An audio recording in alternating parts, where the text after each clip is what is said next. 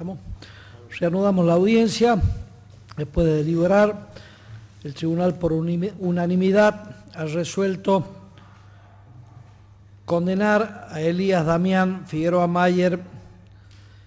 de las restantes condiciones obrantes en el legajo a la pena de 5 años de prisión, multa de 45 unidades fijas e inhabilitación absoluta por el término de la condena por resultar autor penalmente responsable del delito de transporte de estupefacientes, artículo 5º, inciso C de la Ley 23.737 y artículos 12, 45, 40, 41 y 41 ter del Código Penal. También resolvemos disponer el decomiso del automóvil marca Fiat, modelo estilo, patente EFA 438 y del resto de los elementos secuestrados en autos y la destrucción de las muestras de droga con intervención de la Autoridad Sanitaria Federal, artículos 23 del Código Penal y 30 de la Ley 23.737. Tercero, mantener el arresto domiciliario del imputado hasta que la presente quede firme con control de programa de monitoreo electrónico, disponiéndose hasta la colocación de dispositivos de control, la vigilancia aleatoria de permanencia en el domicilio por parte de Gendarmería Nacional, artículo 210, inciso J del Código Procesal Penal Federal. Bien, como fundamentos de esta decisión ya han sido anticipados en el juicio de responsabilidad los fundamentos sobre el hecho, la participación del imputado y la calificación legal, restando la fundamentación de la pena. En la fundamentación de la pena, el tribunal ha entrado dentro de la deliberación en el análisis de cuál es el alcance de la homologación de un acuerdo de colaboración en relación a la disminución de la escala penal. Este delito, conforme la escala penal en abstracto, tiene una pena prevista de 5 a 15 años de prisión. De 4 a 15 años de prisión y una multa cuyo mínimo es el de 45 unidades fijas. En el estatus de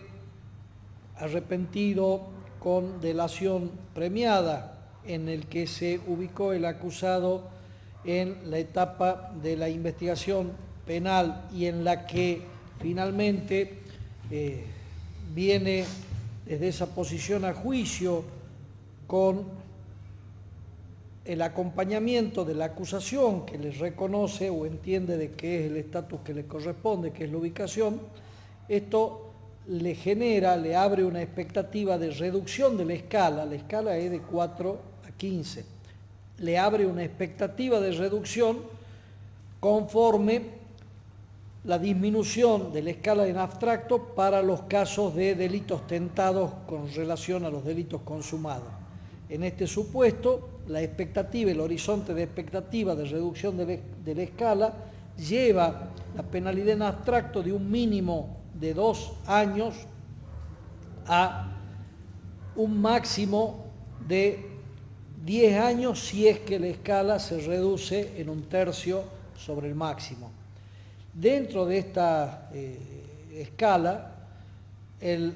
tribunal tiene que ponderar los elementos de disminución de la pena y los elementos de acrecentamiento de la pena. Como factores de disminución tomamos los que ha apuntado la defensa, la condición de primario, su situación socioambiental, las circunstancias personales y voy a dejar para un momento posterior la cooperación o el arrepentimiento o el aporte que hizo en su calidad de arrepentido. Como elementos también de disminución. La defensa señaló que en relación a la entidad del daño, el delito, digamos, prosperó hasta el momento del control y hizo alguna especulación hipotética de qué es lo que podría haber pasado con la droga, si por la inclemencia del tiempo podría haber perdido su efecto, si, en fin, hizo una proyección potencial tratando de diluir el daño concreto provocado en este hecho. Desde el lado de la acusación, a su vez, con relación a la entidad del hecho, se ha señalado la calidad de la droga, a la que se calificó como marihuana premium, a la cantidad de droga y a la posición respecto de esta carga por parte del autor. Nosotros, los jueces, dentro de la deliberación, hemos tenido en cuenta sobre la entidad del hecho, cantidad, calidad, los elementos de logística que se han empeñado para su realización, en donde el imputado puso un vehículo adquirido por boleto de compraventa a los fines de armar un plan, digamos, ardidoso, un plan que implicaba la intervención de un tercero con una simulación de desperfecto mecánico, contratando una grúa y manteniéndose él a distancia material del hecho del transporte en cuestión, haciendo un parangón, como también se ha hecho en la discusión final. El delito de homicidio, por ejemplo, dentro del Código Penal, en las figuras calificadas se incluye al que comete el hecho actuando sobre seguro, es decir, actuando sin riesgo personal. Todos los delitos tienen, algunos más claramente, otros con menos claridad, la posibilidad de este modo de actuación, un modo de actuación en donde el autor esconde su intervención personal colocando o dispositivos mecánicos o intervenciones de terceras personas que intermedien entre su participación en el hecho propio y la posibilidad de actuación de la ley. En este caso, el imputado utiliza un transporte a ciegas por parte de un tercero. Tercero que es el que corre el riesgo frente al control. Y esta actuación sobre seguro, esta actuación que tiene un componente de insidia, en donde hay una protección personal permutada o canjeada por el riesgo de un tercero inocente que no sabe en qué plan criminal se está inscribiendo, no solamente forma parte del diseño del plan, sino que se mantiene este propósito ya frente al control, porque frente al control, sabiendo la actuación de la ley en detener y controlar el vehículo, al pedírsele las llaves para aperturar el vehículo, se mantiene este plan cortando la comunicación, bloqueando o desactivando la aplicación de WhatsApp, con lo cual el imputado se desentiende de la suerte del elemento o del instrumento en el que ha sido colocado el tercero para transportar esa carga de riesgo. Y esto tiene que ver con los parámetros del artículo 41, la actitud posterior al delito, que el artículo 41 la toma como un indicador para la mensuración de la pena. El imputado,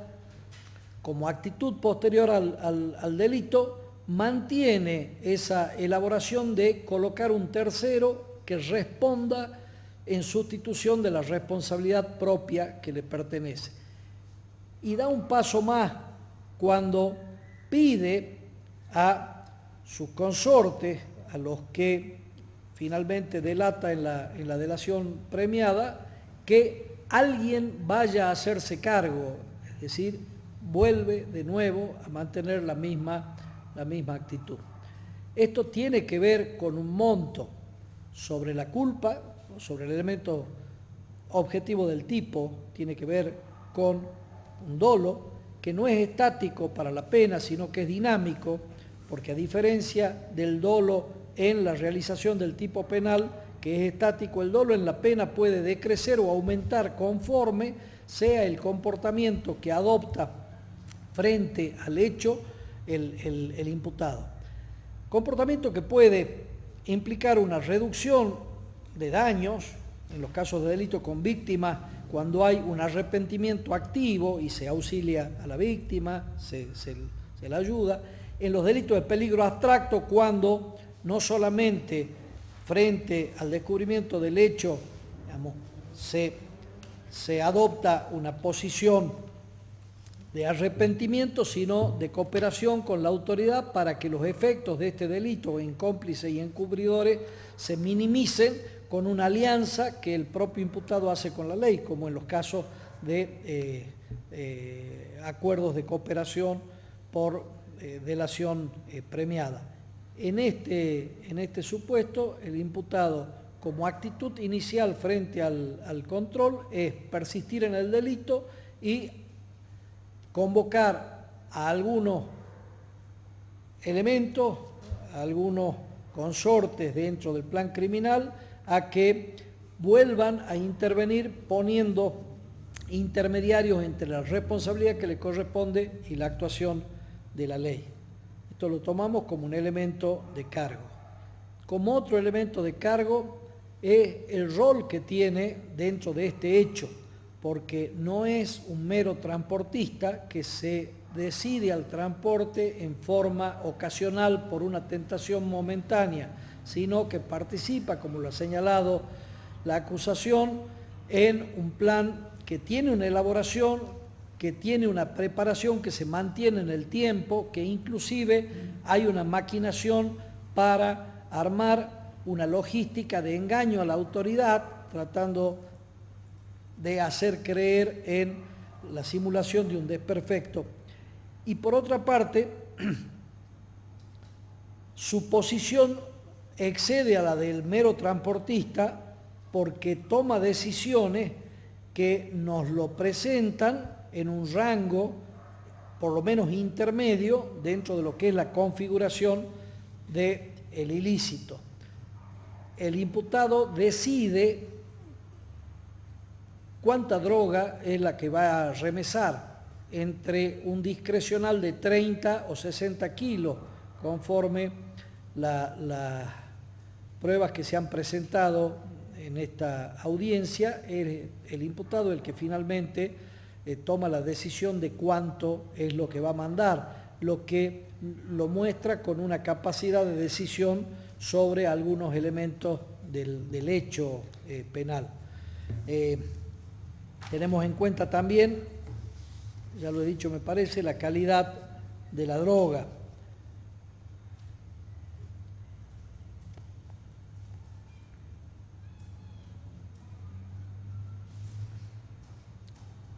Bien, con estos elementos de cargo a los fines de la individualización de la pena, volvemos al artículo 41 ter del Código Penal y al artículo 207 del Código Procesal Penal Federal. Los parámetros del 207 son parámetros que no tienen que ver con el otorgamiento del estatus de imputado colaborador, sino tienen que ver con la extensión de la reducción de la escala. Es decir, en tanto se verifiquen los supuestos internos del 207, tanto será en relación directamente proporcional la extensión de la reducción de la escala entre el delito con escala común y el delito con escala reducida para el colaborador. Y en este sentido, el momento de la colaboración aparece importante, el momento procesal, importante. porque el momento pone en evidencia dos caras de una misma moneda. Es como las dos caras de Jano, el momento en que un imputado decide cooperar. Por un lado, ese momento puede ser visto como un principio de resocialización por arrepentimiento. El imputado que se puso a confrontar la ley con la actuación de las autoridades recibe este aviso de descalificación de la conducta y hace un giro y muestra un arrepentimiento. Ese cambio de actitud de confrontar la ley y luego adherir a la ley y cooperar con la autoridad,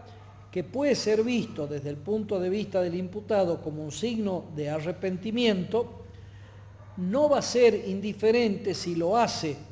en el mismo momento del control o inmediatamente después, a si lo hace avanzado el procedimiento como una actitud especulativa frente a la dimensión final de la pena. Un acusado que se mantiene en una posición especulativa viendo cuáles son los logros o los avances que se dan desde la acusación o de la defensa sobre el proceso, va con esa actitud a mostrar el sentido o el componente de especulación con el arrepentimiento que mientras más se aleje de los momentos iniciales del procedimiento, menos valor va a tener como una manifestación concreta o objetiva que pueda mensurarse como de arrepentimiento genuino. Pero por el otro lado, en los acuerdos de colaboración, la segunda cara del arrepentimiento es que mientras más temprano ocurra, más chance de éxito apareja la cooperación respecto de las autoridades encargadas de desarrollar la política criminal y a la vez se impide de un modo más temprano los efectos del delito, los efectos dañosos del delito que aunque sea de peligro abstracto, el crecimiento del peligro va a estar en función de la ineficacia o actuación tardía de los encargados de hacer cumplir la ley. Entonces,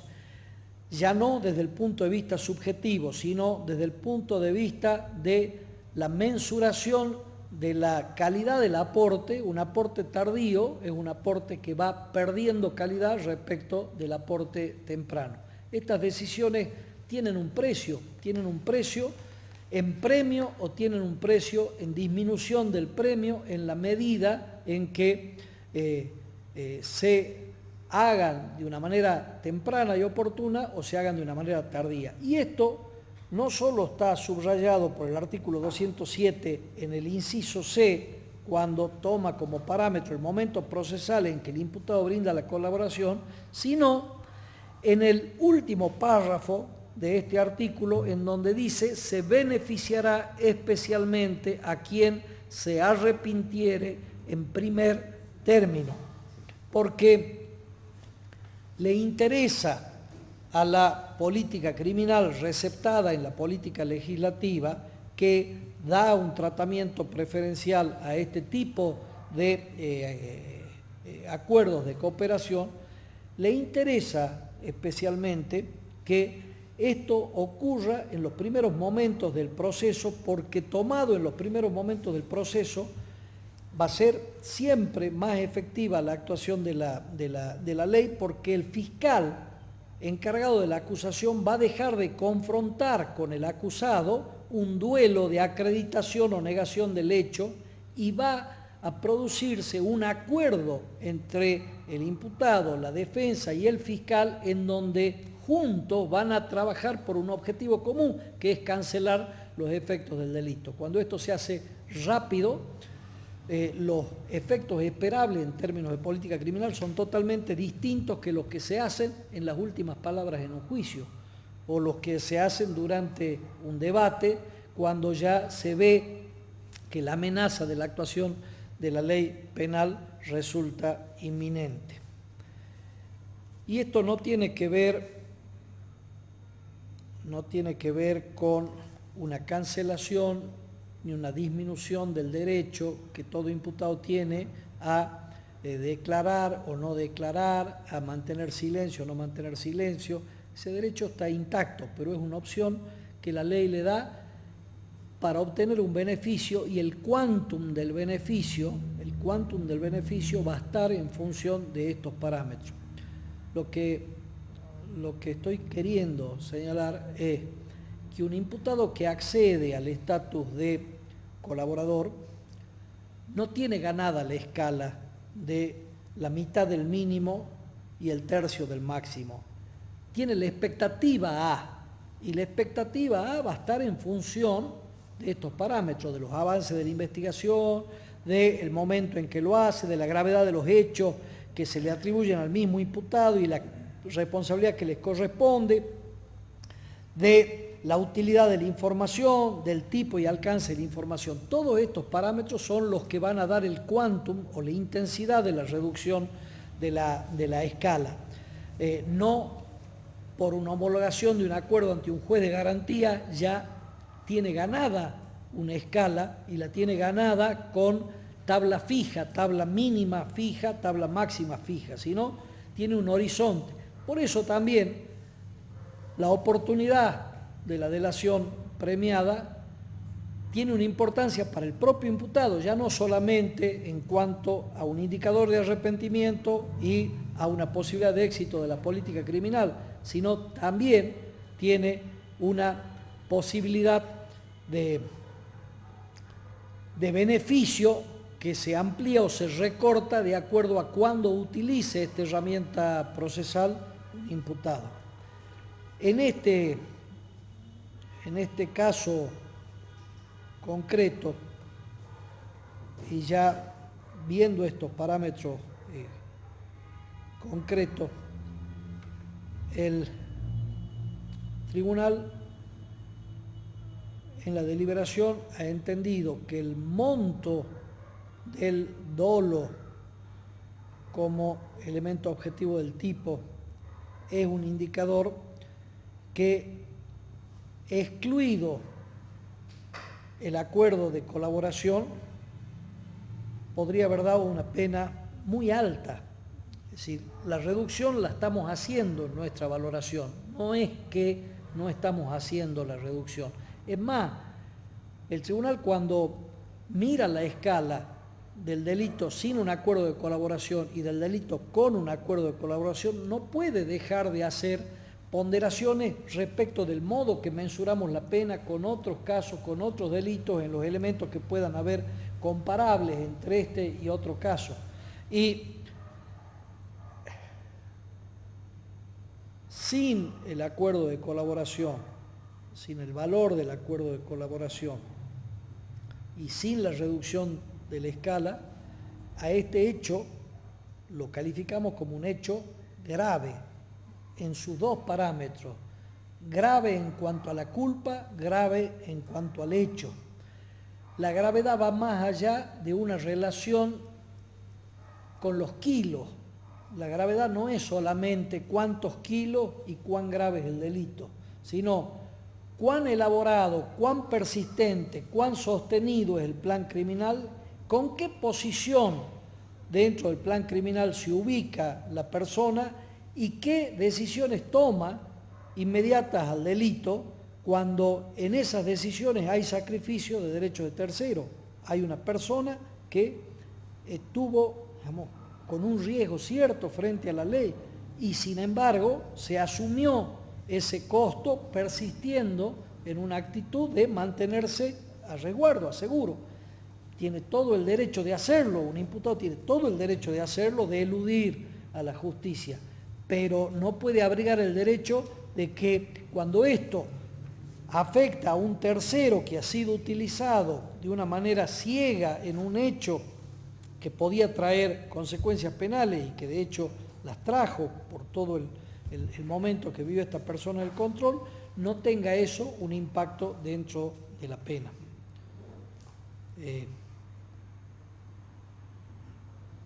Bien, sobre la mensuración de la pena, pues todavía no decomiso y nada, y sobre la multa, ¿va a haber alguna cosa? No, agregar simplemente que, tal como lo dijo el doctor Fleming, son todas las pautas que el tribunal valoró, salvo el apoyo familiar y la falta de antecedentes penales, son pautas que nos llevaron a alejarnos del mínimo, a acercarnos un poco más al monto pedido por el Ministerio Público Fiscal y alejarnos de este pedido de condena de ejecución condicional de 2 años y 8 meses que hizo la defensa. Indudablemente, cuando la defensa solicita esa pena, aplica para este delito, con esta disminución del acuerdo de colaboración, las pautas para la tentativa, lo que nos reducía entonces la escala penal de 2 años a 10 años de prisión. Sin embargo, todos los elementos que el tribunal valoró, que analizó, que pudo observar no solo de lo manifestado por el Ministerio Público Fiscal de la Defensa, sino también de lo que surge del legajo fiscal, nos llevan entonces a considerar como justa, como equitativa, la pena que aquí se mencionó de 5 años de prisión.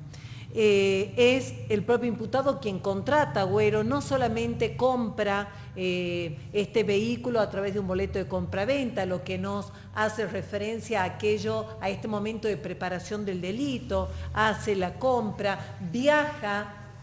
conforme lo manifestó la Fiscalía, que se lo ve con las cámaras del 911, hacia el lugar donde luego contrata entonces a Agüero y hace que esta persona traiga el vehículo que supuestamente no funcionaba. Agüero no tenía, es un conductor ciego, es un instrumento utilizado por el ahora condenado en la comisión de este delito.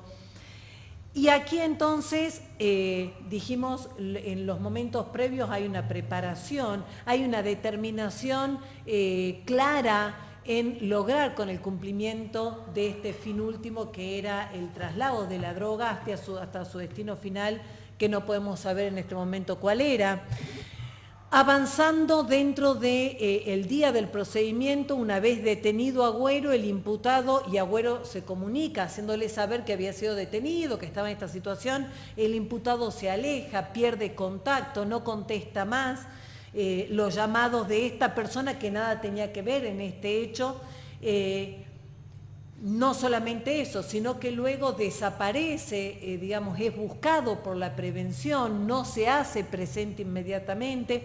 Esto nos demuestra que también el tiempo en donde se produce la delación, es decir, se hace la preparación, descubierta la droga, el imputado desaparece, trata de borrar todas las huellas, trata de buscar un tercero que vaya a buscar la droga y sea quien asuma la responsabilidad. Es detenido posteriormente y luego ya habiendo sido detenido, dentro de ya este proceso penal identificado, no asume inmediatamente esta posición de delación o de reconocimiento de esta responsabilidad y de determinación de otras personas en ese momento, sino que sigue especulando con su situación procesal, cuáles son los beneficios que iba a obtener o no, de tal manera entonces que no solo el comportamiento posterior, sino concomitante y previo en este proceso penal nos demuestra una actitud del imputado que nos aleja de este mínimo que se le podría haber aplicado con una condena de ejecución condicional. El imputado es una persona joven que había comprado este auto por boleto de compraventa, que no se lo ve que tenga ningún tipo de impedimento físico, no está acreditada una situación de miseria que justificara, como ocurre en muchas otras situaciones, la comisión de este delito. De tal manera que la única finalidad que lo llevó es una finalidad de lucro, lo que nos demuestra entonces también cuál es su conducta ante esta situación. Doctor Batula. Sí, yo manifestar también cuando el artículo 41 ter habla sobre esta reducción de pena, dice que la escala penal podrá reducirse a la de la tentativa, no es una situación facultativa del tribunal, no es que la determina que esa es la escala. Y para ponderar, digamos, esta reducción, que en este caso de la tentativa sería la mitad, digamos, el piso hasta el cual podría el tribunal reducir, en este caso de 2 años, y tomar esta escala penal de la tentativa, tenemos que valorar lo que dice el último párrafo, o el anteúltimo párrafo, cuando dice que para la procedencia de este beneficio será necesario que los datos o información aportadas contribuyan a evitar o impedir el comienzo, la permanencia o consumación de un delito, esclarecer el hecho objeto de la investigación u otros conexos, revelar la identidad o el paradero de autores, coautores, instigadores o partícipes de estos hechos. Pareciera ser que en este último punto, que es esclarecer la identidad de autores, coautores, sería la información que habría brindado el acusado. Información que, si bien después se corrobora con la causa que llega de Catamarca, no parecería, por lo que dijo el fiscal, que haya sido con esa precisión que hubiese permitido llegar prontamente a estos autores, partícipes, porque, según dijo el fiscal, habría brindado un dato de un tal Diego que no sería el nombre verdadero, y dijo el fiscal que si no llegaba a esta causa de Catamarca hubiese sido dificultoso quizás esclarecer la participación de estas personas. Entonces también en ese contexto valoramos esta colaboración que brindó el acusado. También formaba parte de la deliberación lo que dice el artículo 207 en cuanto a que se tendrá en cuenta especialmente a quien se arrepintiera en primer término, y decíamos que el hecho de arrepentirse más allá en el tiempo y no en un primer momento, como dijo el doctor Fleming, este arrepentimiento temprano, y quien no lo haga tempranamente, no es valorado de manera negativa, porque estamos hablando de un beneficio. Entonces la valoración siempre va a ser positiva independientemente del tiempo,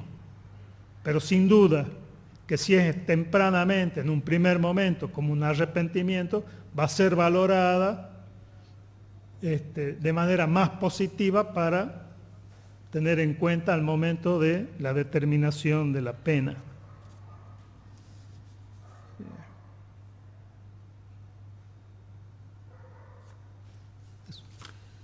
A raíz de lo que acaba de manifestar el doctor Batule, en este Código Procesal Penal Federal se advierte con mucha claridad dos tipos distintos de proceso con dos ideologías distintas. Esto ya viene insinuado con algunos criterios de oportunidad y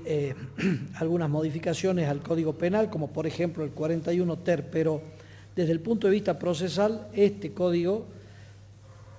nos plantea, nos ofrece dos tipos de proceso, genéricamente dos tipos de proceso, que se los podría categorizar como procesos de confrontación o procesos de cooperación. Los procesos de confrontación van a ser procesos gobernados por el principio procesal de la contradicción, que en este proceso va a ser inclusive muy dinámico, porque se va a dar en forma oral, en todas las etapas, en todas las audiencias, como un duelo entre la acusación y la posibilidad de refutación o negación por parte de la defensa. Junto a esto hay otros procesos en donde hay otros estándares de verdad, otras formas de construcción de la verdad en donde la confrontación da paso o da lugar a procesos de cooperación, como por ejemplo los acuerdos plenos, los acuerdos parciales, los acuerdos probatorios o este tipo de acuerdos de cooperación entre acusado y acusador. En estas opciones de procesos de cooperación, lo que entiendo que debe quedar claro y debe ser apreciado por la jurisdicción es la inclusión informada, en conocimiento de todos sus derechos, pero la inclusión decidida de un imputado dentro del marco de un proceso de cooperación. Lo que no puede admitirse, o por lo menos no puede premiarse en demasía porque no es proporcional a la ideología de este tipo de procesos, es al imputado que cabalga con un pie en un proceso de confrontación y con otro pie en un proceso de colaboración. Esa ambivalencia en donde hay una especulación sobre el avance de la confrontación o sobre el avance de la cooperación y no hay una decisión, digamos, clara, una decisión comprometida sobre uno de los dos procesos, va a complicar al imputado al momento de la búsqueda de beneficio. Y esto indirectamente está señalado por la ley. Cuando la ley dice temprano, es porque hay un objetivo de política criminal que justifica arrepentimiento temprano,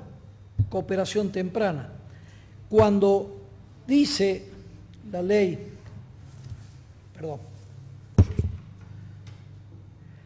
tipo y alcance de la información brindada, dentro de este concepto de tipo y alcance de la información va a estar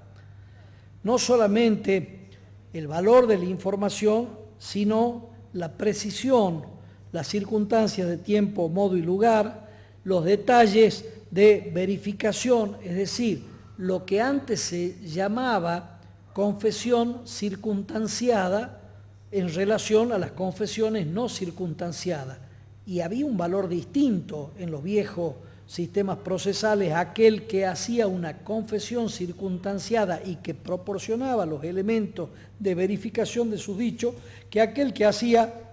solamente una asunción de responsabilidad sin ninguna indicación. Cuando este inciso habla de alcance de la información, está tabulando de una manera distinta a aquel que proporciona, por ejemplo, en vez de un apodo con un nombre, con una dirección postal, con un número de teléfono, con circunstancias de relación o de ubicación social que permitan a los investigadores acortar el camino entre la investigación y el resultado final de la acreditación. Cuando se pone como parámetro la utilización de la información, ¿qué es lo que le está señalando la ley a un imputado? Que pasa de ser el destinatario de una acusación a confrontar por parte de un fiscal a ser socio de un fiscal. Hay una verdadera alianza entre el imputado y el acusador, en donde son socios. ¿Y en qué son socios? En el éxito. Si le va bien al fiscal, le va bien al imputado. ¿Por qué? Porque pasó de resistir la acusación a ser el colaborador más eficaz, el colaborador privilegiado, que le va a facilitar el trabajo a la persecución penal. Esto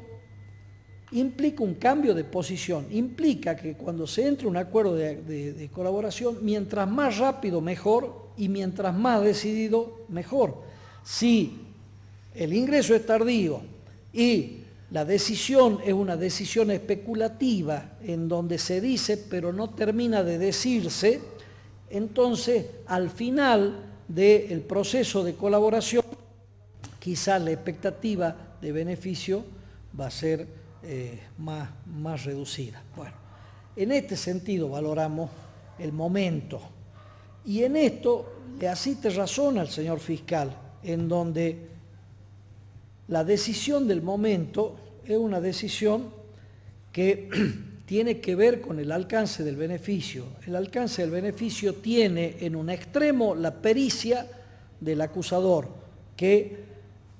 haga rendir en términos de investigación aquella información que se le proporciona. Entonces, estos acuerdos necesitan una fiscalía ágil, una fiscalía eficiente, que tome en serio aquello que se le proporciona en términos de información y que haga multiplicar esa información. Pero también necesita un imputado que rápidamente se incluya en este estatus si es que desea conseguir los premios que este estatus merece, y que entrega toda la información y pasa a preocuparse del progreso de la información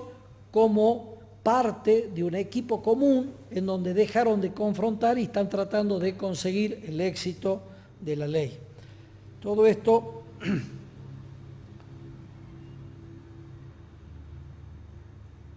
lo digo en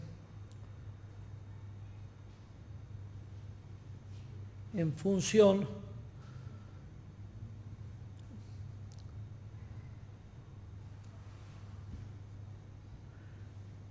de que la actitud de espera, la actitud de mantenerse expectante a ver si es que finalmente el fiscal termina consiguiendo aquello que busca y en ese caso se cobra una reducción de la escala, no pareciera ser suficiente conforme a la ley para hacer una utilización del máximo rendimiento de la figura. El máximo rendimiento de la figura lo tiene por protagonista al fiscal, pero más aún lo tiene por protagonista al propio imputado y a la defensa. En este caso, y ya con el avance de la audiencia, recordamos nuestra intervención en la audiencia de diciembre, en donde vino con una pretensión de juicio de cesura y se planteó por parte de la defensa la postergación de la audiencia, hacían una petición de una postergación más larga, en la expectativa de que con el tiempo se pudieran lograr los avances que hasta ese momento no se habían logrado. En esta audiencia se informa verificaciones que han venido casi como una especie de hallazgo casual de información por una declinación de incompetencia, es decir, en la verificación final del contenido de la información. Parece que en esta verificación final ha tenido más gravitación que los dichos del imputado o que la investigación fiscal en el desenlace, una declaración de incompetencia de un juez de Catamarca. Y en ese sentido, este instituto no ha sido pensado por el legislador para que algún hallazgo casual le dé el premio mayor al imputado colaborador, sino para que una alianza efectiva y comprometida entre acusador y fiscal produzcan los avances rápidos, avances tan rápidos que vayan concomitantes con el juzgamiento del caso. En la planificación de este instituto, el legislador ha pensado en un juzgamiento simultáneo del imputado cooperador,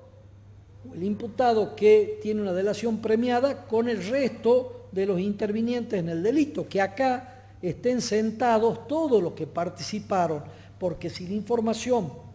es temprana, si el que la da es el primero que la da en los estadios iniciales del procedimiento, es de esperar que todos los involucrados respondan en un juicio único en un mismo momento. Si la información es incompleta, es genérica, no tiene las precisiones de identidad precisa, de circunstancia precisa, de tiempo y modo y lugar preciso, es posible que curse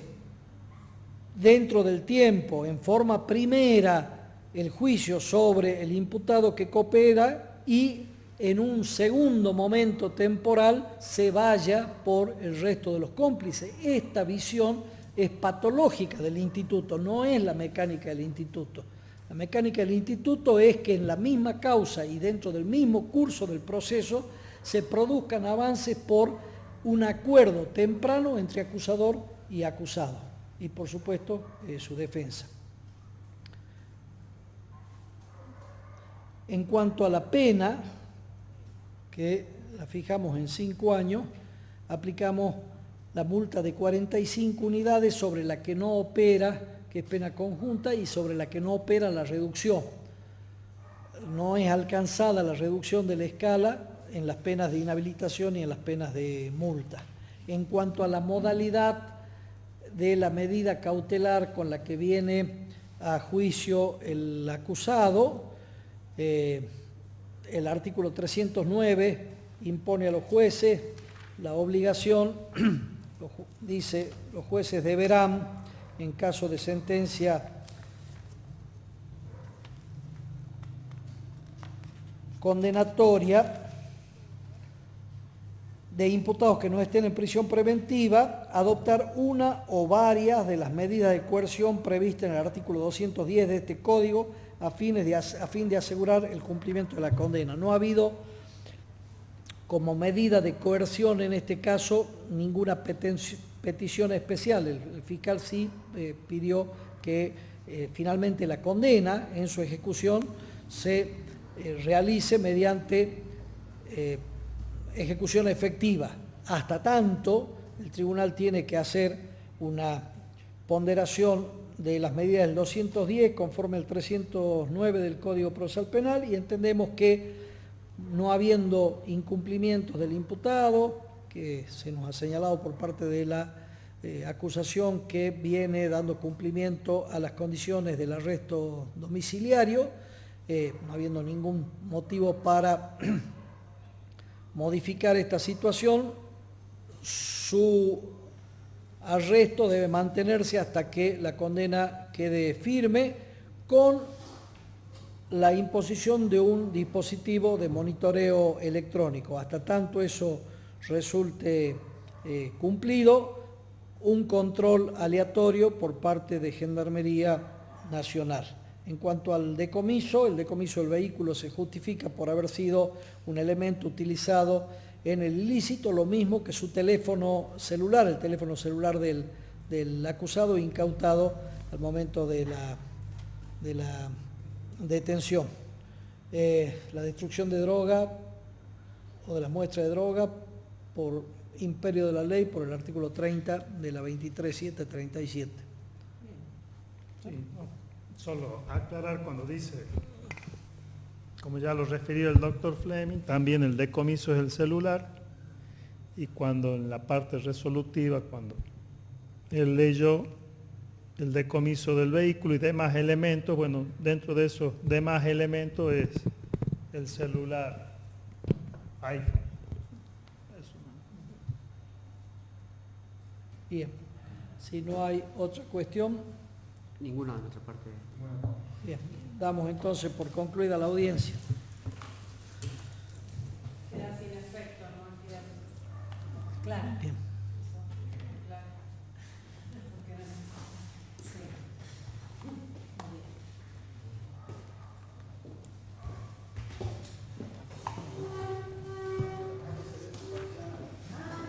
Buenas noches. Buenas noches.